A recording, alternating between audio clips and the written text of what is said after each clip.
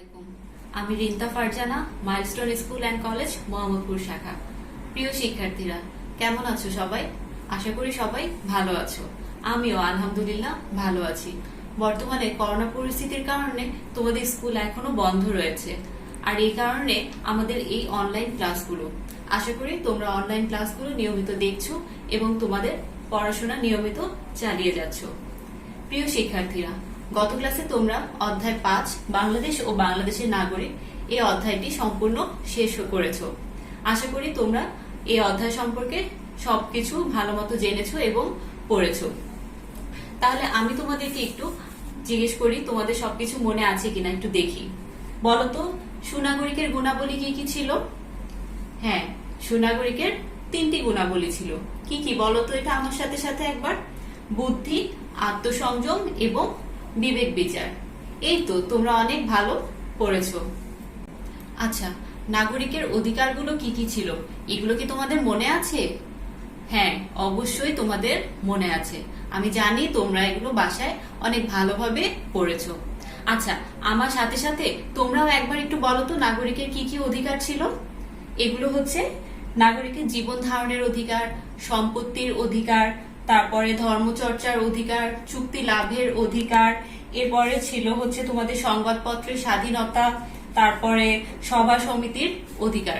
এছাড়াও আরো কিন্তু অনেকগুলো তোমাদের বইয়ে আছে। তোমরা নামগুলো কিন্তু অবশ্যই ভালো করে মুখস্থ করে ফেলবে।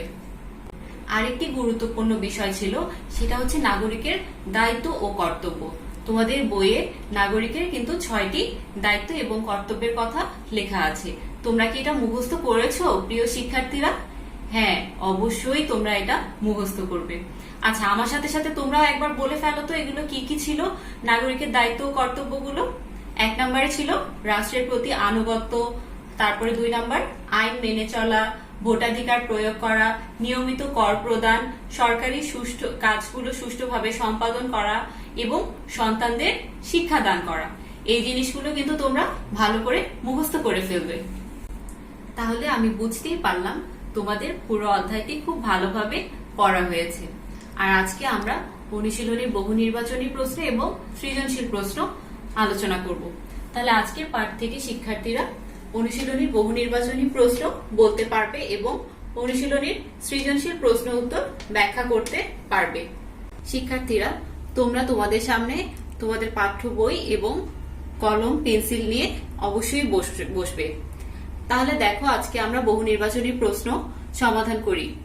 প্রথম প্রশ্নে আছে, একজন নাগরিককে কয়টি মৌলিক গুণের অধিকারী হতে হয়? দেখো, অপশনে আছে ক 1টি, খ 2টি, গ 3টি, ঘ 4টি। আচ্ছা, তোমাদের কি মনে আছে যে নাগরিকের কয়টি মৌলিক গুণের কথা আমরা পড়েছিলাম? হ্যাঁ, নাগরিকের আমরা 3টি মৌলিক গুণের কথা পড়েছিলাম। এগুলো কি কি বলতো? বুদ্ধি, আত্মসংযম এবং বিবেক বিচার। তাহলে এটার উত্তর কি হবে? উত্তর হবে 3টি, গ নাম্বার। এরপরে দেখো 2 নম্বরে আছে, বুদ্ধিমান নাগরিক হতে হলে পড়ালেখা করতে হবে, নিজস্ব লোকজনকে ভোট দিতে হবে, দেশের উন্নয়নে কাজ করতে হবে। এরপরে আছে নিচের কোনটি সঠিক? ক 1, খ 1 ও 2, গ 1 ও 3, ঘ 1, 2 ও 3। তাহলে বুদ্ধিমান নাগরিক হতে হলে প্রথমে কি করতে হবে? আমাদেরকে এখানে পড়ালেখা করতে হবে আর দেশের উন্নয়নে কাজ করতে হবে। তাহলে এখানে উত্তর কি কি আসছে? 1 ও 3। তাহলে দেখো, আমরা নিচের কোনটি সঠিক এটা বলতে পারি। 1 ও 3 এটাও হবে গ নাম্বার। এবারে দেখো, একটা উদ্দীপক দেওয়া আছে আর এখান থেকে প্রশ্নের উত্তর করতে হবে। তাহলে দেখো, উদ্দীপকে লেখা আছে, তপু রিকশায় যাচ্ছিল, হঠাৎ সে দেখলো একটি গাড়ি একজন পথচারীকে ধাক্কা দিয়ে দ্রুত পালিয়ে যাওয়ার চেষ্টা করছে। তপু দ্রুত অন্যদের সহযোগিতায় ড্রাইভারকে আটক করে পুলিশের হাতে সোপর্দ করলো এবং আহত কর্মচারীকে। এবারে দেখো, একটা উদ্দীপক দেওয়া আছে এবং সেখান থেকে প্রশ্নের উত্তর করতে হবে। তাহলে দেখো, উদ্দীপকটিতে কি লেখা আছে? তপু রিকশায় যাচ্ছিল, হঠাৎ সে দেখলো একটি গাড়ি একজন পথচারীকে ধাক্কা দিয়ে দ্রুত পালিয়ে যাওয়ার চেষ্টা করছে। তপু দ্রুত অন্যদের সহযোগিতায় ড্রাইভারকে আটক করে পুলিশের হাতে সোপর্দ করল এবং আহত পথচারীকে নিকটস্থ হাসপাতালে নিয়ে গেল। এবারে দেখো প্রশ্নটি আছে, তপুর আচরণে কোন গুণটির প্রতিফলন ঘটেছে? ক বুদ্ধি, খ বিবেক, গ আত্মসংযম, ঘ আত্মবিশ্বাস। আচ্ছা, তাহলে বলো তো এখানে তপুর আচরণে কোন গুণটার প্রতিফলন হয়েছে? তপু কি করেছে? একটা ড্রাইভারকে আটক করে পুলিশের হাতে ধরিয়ে দিয়েছে। তাহলে এখানে কিন্তু তপুর বুদ্ধির প্রতিফলন ঘটেছে। তাহলে উত্তর হবে ক বুদ্ধি। এরপরে দেখো 4 নম্বর প্রশ্নে কি আছে। তপুর কার্যক্রম থেকে আমরা সিদ্ধান্ত নিতে পারি তপু একজন সুনাগরিক, সে বাংলাদেশের মূল্যবান সম্পদ, তার মতো মানুষেরাই উন্নত দেশ গড়ে তুলতে পারবে। এরপরে দেখো নিচের কোনটি সঠিক? ক 1, খ 1 ও 2, গ 2 ও 3, ঘ 1, 2 ও 3। তাহলে আমরা তপুর কার্যক্রম থেকে কি সিদ্ধান্ত নিতে পারি, কি বলতে পারি বলো তো? তপু একজন সুনাগরিক, আবার সে বাংলাদেশে কিন্তু একটা মূল্যবান সম্পদ, তার মতো মানুষেরাই উন্নত দেশ গড়ে তুলতে পারবে। তাহলে এটা আমরা 3টা অপশনই দেখতে পাচ্ছি যে তপুর কার্যক্রমের মধ্যে আছে। তাহলে আমরা 1, 2 এবং 3 তিনটাই আমরা উত্তর নেব। তাহলে দেখো উত্তরটা কোনটা হবে? ঘ নাম্বার 1, 2 ও 3।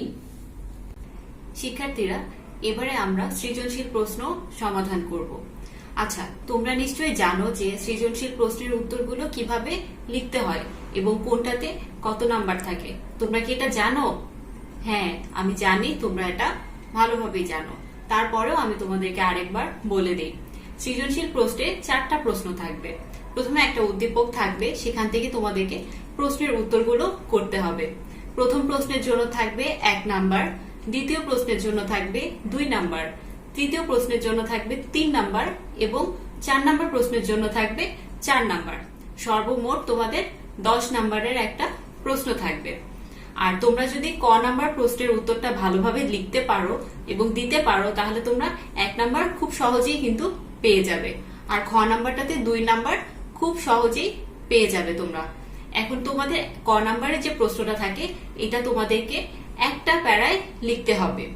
আর ঘ নাম্বার প্রশ্নটা তোমাদেরকে 2টা প্যারায় লিখতে হবে। প্রথম প্যারাটা লেখার পরে মাঝখানে 1 আঙ্গুল ফাঁকা দিবে এবং দ্বিতীয় প্যারাটি লিখবে। গ নাম্বার প্রশ্নে তোমাদেরকে 3 প্যারায় লিখতে হবে। প্রথমে একটা লাইন লিখবে, তারপরে 1 আঙ্গুল ফাঁকা দিয়ে দ্বিতীয় প্যারাটা এবং তারপরে আরেক আঙ্গুল ফাঁকা দিয়ে তৃতীয় প্যারাটা লিখবে। এভাবে 4 নাম্বার প্রশ্নটাতে তোমরা 4টা প্যারায় লিখছো। তাহলে 4টা প্যারাও এরকম 1 আঙ্গুল ফাঁকা দিয়ে দিয়ে লিখবে। এভাবে তোমরা খুব সহজেই সৃজনশীল প্রশ্নে একটা ভালো নাম্বার তুলতে পারবে। আর ক আর খ নাম্বার প্রশ্নের উত্তরটা দিলে তো তোমরা খুব ভালোভাবেই 1 এবং 2 নাম্বারটা পেয়ে যাচ্ছ। এবারে চলো আমরা সৃজনশীল প্রশ্নটা দেখে নিই। দেখো এখানে কি আছে। 2 বান্ধবীর কথোপকথন। সামিহা: লাজিম, কিছুদিন আগে পত্রিকায় রিকশাওয়ালার খবরটি পড়েছিস? লাজিম: হ্যাঁ পড়েছি। তার রিকশায় পড়ে থাকা একজন যাত্রীর 1 লক্ষ টাকার একটি ব্যাগ পেয়েও নেয়নি, বরং যাত্রীর ঠিকানা খুঁজে বের করে পুরো টাকাটা যাত্রীকে ফেরত দেয়। সামিহা: ওই রিকশাওয়ালার মতো মানুষই আমাদের দেশের জন্য দরকার। সত্যি রিকশাওয়ালার বিচক্ষণতা ও সচেতনতা প্রশংসার দাবিদার। এই গেল তোমাদের উদ্দীপকটা। এরপরে দেখি আমরা প্রশ্নগুলো কি কি আছে। ক, জনসংখ্যার দিক থেকে বাংলাদেশ বিশ্বে কততম দেশ? খ, সাম্প্রদায়িকতা সুনাগরিকত্ব অর্জনের একটি অন্তরায়, কথাটি ব্যাখ্যা করো। গ, উদ্দীপকের রিকশাওয়ালার মাঝে সুনাগরিকের কোন গুণটি প্রকাশ পেয়েছে, ব্যাখ্যা করো। ঘ, সুনাগরিক হতে হলে রিকশাওয়ালার উক্ত গুণটি যথেষ্ট। তুমি কি একমত? উত্তরের সপক্ষে যুক্তি দাও। এই গেল তোমাদের প্রশ্নগুলো। এবারে আমি তোমাদেরকে উত্তরগুলো একটু বলে দিচ্ছি। আচ্ছা, প্রথম প্রশ্নটাই আমরা দেখি। জনসংখ্যার দিক থেকে বাংলাদেশ বিশ্বে কততম দেশ? তোমাদের কি মনে আছে জনসংখ্যার দিক থেকে বাংলাদেশ বিশ্বে কততম? বলো তো। হ্যাঁ, জনসংখ্যার দিক থেকে বাংলাদেশ বিশ্বে 8ম। ঠিক আছে। তারপরে দেখি আমরা খ নাম্বার প্রশ্নটা আছে, সাম্প্রদায়িকতা সুনাগরিকত্ব অর্জনের একটি অন্তরায়, এই কথাটি ব্যাখ্যা করতে বলেছে। আচ্ছা, সাম্প্রদায়িকতা বলতে তোমরা কি বোঝো যে সাম্প্রদায়িকতা কি? আচ্ছা, সাম্প্রদায়িকতা বলতে তোমরা কি বুঝো? এটা কি হচ্ছে মনে আছে তোমাদের যে সাম্প্রদায়িকতা জিনিসটা কি?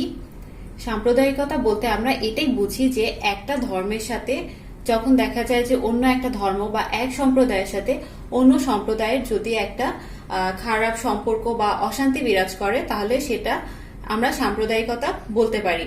এর ফলে দেখা যায় যে দুই সম্প্রদায়ের মধ্যে পারস্পরিক সম্প্রীতিটা কিন্তু নষ্ট হয়ে যায়। এর ফলে সমাজে কি হয়, তাদের মধ্যে একটা সংকীর্ণ এবং বিদ্বেষপূর্ণ মানসিকতার তৈরি হয়। অনেক সময় দেখা যায় যে তার ফলাফল হিসাবে এই দুই ধর্মের মধ্যে একটা হানাহানির পর্যায়ে তারা চলে যায়। তাহলে আমরা কি বলতে পারি বলতো, যে সুনাগরিকতা হওয়ার পথে অন্যতম অন্তরায় হিসাবে কিন্তু আমরা সাম্প্রদায়িকতাকে চিহ্নিত করতে পারি। এরপরের প্রশ্নটা ছিল, উদ্দীপকের রিকশাওয়ালার মাঝে সুনাগরিকের কোন গুণটি প্রকাশ পেয়েছে?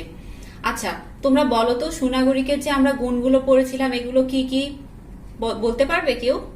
হ্যাঁ, সুনাগরিকের আমরা 3টা গুণ পড়েছিলাম, বুদ্ধি, আত্মসংযম আর বিবেক বিচার।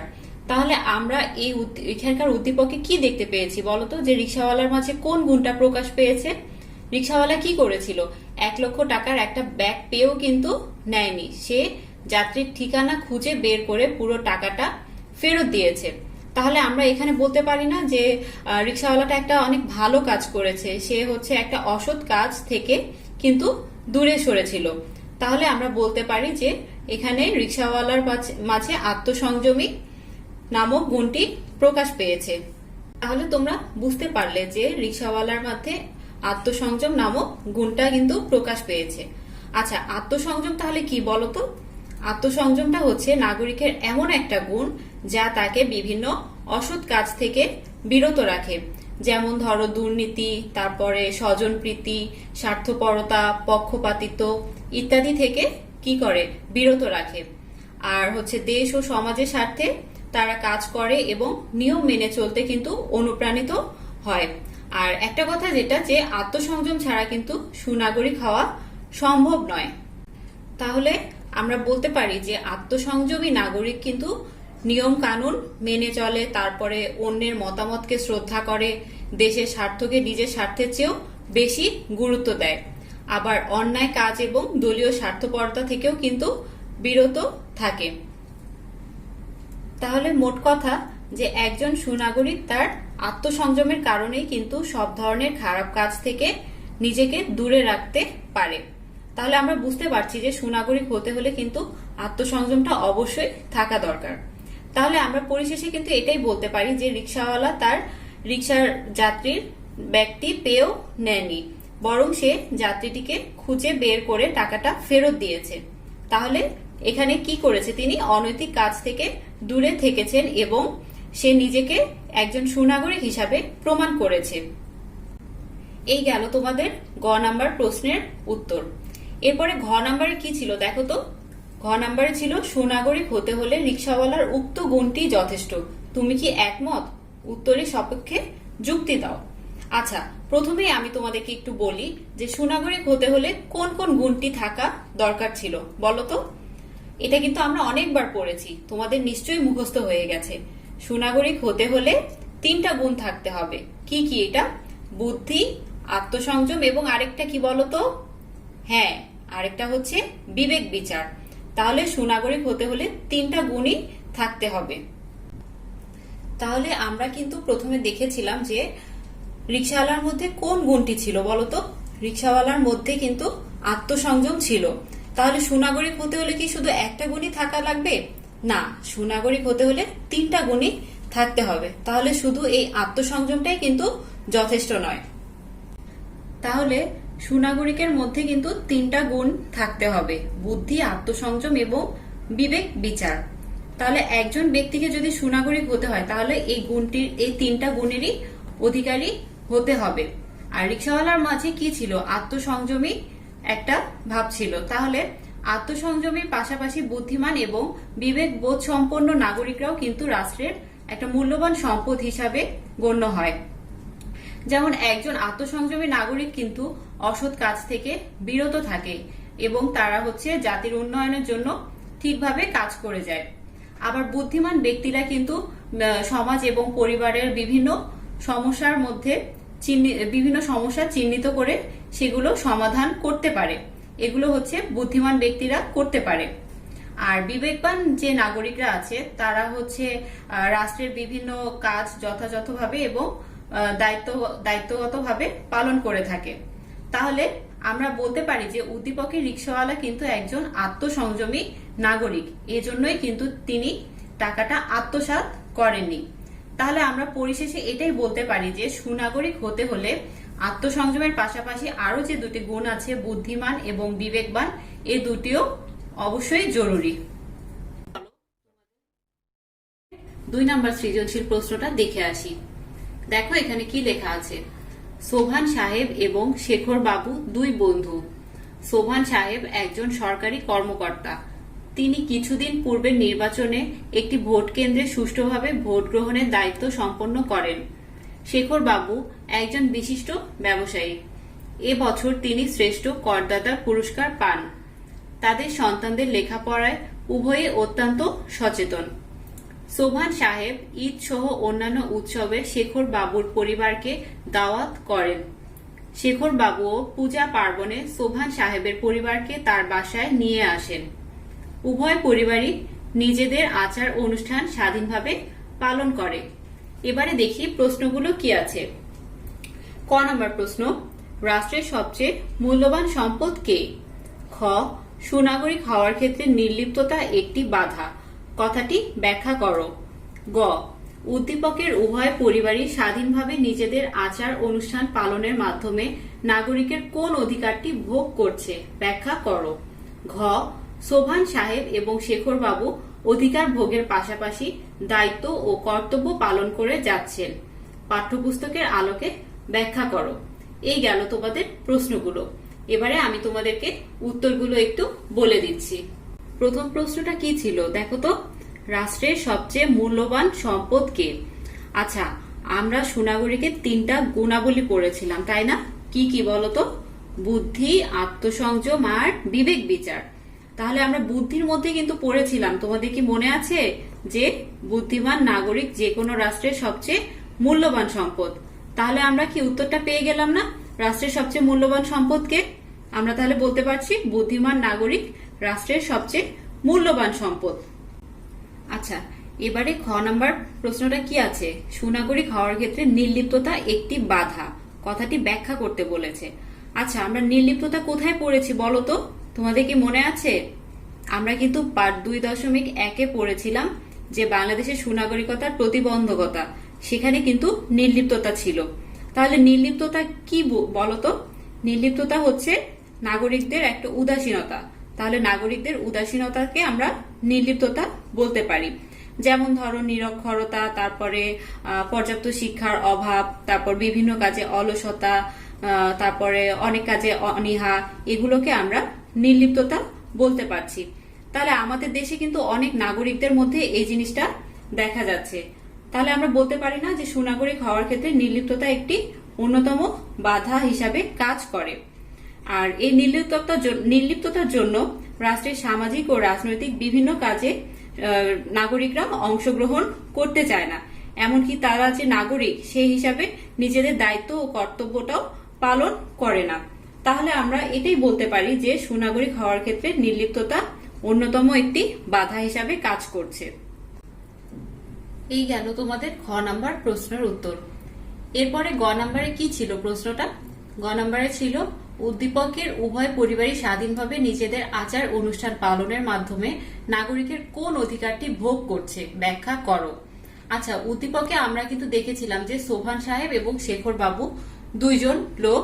তারা হচ্ছে সোভান সাহেব কিন্তু ঈদে শেখর বাবুকে দাওয়াত করছে, আবার শেখর বাবু পূজা পার্বণে সোভান সাহেবকে তার নিজের বাসায় নিয়ে যায়। তাহলে কিন্তু উভয় পরিবারই নিজেদের আচার অনুষ্ঠানগুলো স্বাধীনভাবে তারা পালন করে। তাহলে আমরা দেখতে পাচ্ছি যে ওখানে সোভান সাহেব এবং শেখর বাবু দুজনই তাদের ধর্মচর্চার অধিকারটি সুন্দরভাবে ভোগ করছে। তাহলে আমরা বলতে পারি যে উদ্দীপকে উভয় পরিবারই স্বাধীনভাবে তাদের নিজেদের আচার অনুষ্ঠান পালনের মাধ্যমে নাগরিকের ধর্মচর্চার অধিকারটি ভোগ করছে। এখানে কিন্তু তাদের মধ্যে ধর্মচর্চার অধিকারটি প্রকাশ পেয়েছে। আচ্ছা, আমরা কিন্তু জানি যে নাগরিকদের হচ্ছে রাষ্ট্রের প্রতি কিছু দায়িত্ব এবং কর্তব্য থাকে। নাগরিকরা রাষ্ট্রের প্রতি এইসব দায়িত্ব এবং কর্তব্য পালন করে। অধিকার ছাড়া কিন্তু কর্তব্যগুলো কোনো দেশের নাগরিকের জন্য প্রযোজ্য হয় না। আর অধিকার ছাড়া নাগরিকের যথাযথ মানসিক বিকাশও সম্ভব হয় না। আর তাহলে নাগরিকরা নিজেই অধিকারগুলো ভোগ করবে এবং অন্য নাগরিকরাও যাতে ভোগ করতে পারে সেদিকে সচেতন থাকতে হবে। যেমন ধরো আমরা বলতে পারি যে আমরা উদ্দীপকে দেখেছিলাম যে দুজন মানুষই তাদের নিজেদের ধর্ম পালন করছে, তাহলে নিজে ধর্ম পালন করবে এবং অন্য লোকদেরও ধর্ম পালনে বাধা দিবে না। এটা হচ্ছে নাগরিকের একটা কাজ হবে। তাহলে আমরা বলতে পারি যে উদ্দীপকে সোভান সাহেব এবং শেখর বাবু দুইজন বন্ধু, দুজনই ঈদ সহ অন্যান্য উৎসবে যেমন সোভান সাহেব তার শেখর বাবুকে ডাকে, আবার শেখর বাবুও সোভান সাহেবকে তার বাসায় দাওয়াত করে। তাহলে বলা যায় যে উদ্দীপকে উভয় পরিবারই তাদের ধর্মীয় আচার অনুষ্ঠান পালনের মাধ্যমে নাগরিকের ধর্মচর্চার অধিকারটি ভোগ করেছে। তাহলে এখানে তাদের ধর্মচর্চার অধিকারটি প্রকাশ পেয়েছে। এবারে ঘ নাম্বার প্রশ্নটা আমরা দেখি। ঘ নাম্বারে কি আছে? সোভান সাহেব এবং শেখর বাবু অধিকার ভোগের পাশাপাশি দায়িত্ব ও কর্তব্য পালন করে যাচ্ছেন। আচ্ছা, তাহলে এই কথা থেকে কিন্তু আমরা বুঝতে পারছি যে সোভান সাহেব এবং শেখর বাবু নাগরিকত্বের যে দায়িত্ব এবং কর্তব্যগুলো আছে সেগুলো তারা পালন করে যাচ্ছে।